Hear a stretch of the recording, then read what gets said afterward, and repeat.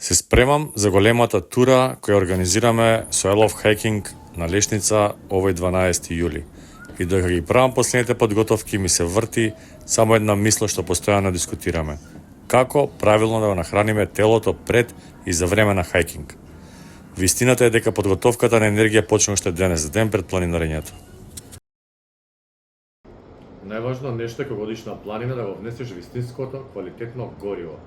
Мојот избор е леп од цело зрно со киноа и чија. Ова не е обичен оброк, туку паметна база која постепено ослободува стабилна енергија и те држи сит со часови, а при тоа ги негува твоите здрави навики. Затоа уште денес ги полниме батериите со квалитетна храна и спремаме се што ни е потребно за утре. Првиот оброк мора да биде лесен за стомакот, но полн со хранливи материи. Го јадеме барем 2 часа пред почетокот на искачувањето. Мојот избор е 2 парчиња 100% целоржан со путер од кикирики, цела банана за брз старт и задолжително пиеме 500 мл вода за уште од сега. А што пакуваме во ранецот за на патека? За главниот оброк куре на водопадите правиме класичен моќен сендвич со кашкавал и мисиркино филе. Сигогаш бирајте чисто месо за протеини, спакувано во лепо цело зрно. Тоа е комбинацијата што ќе ве држи стабилни со часови.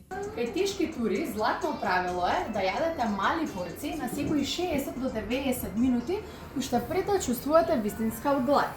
Затоа ставете си во ранецот и некои сладки ужини како урми, брусница, бадеми за брзо освежување доколку дојде до некоја криза.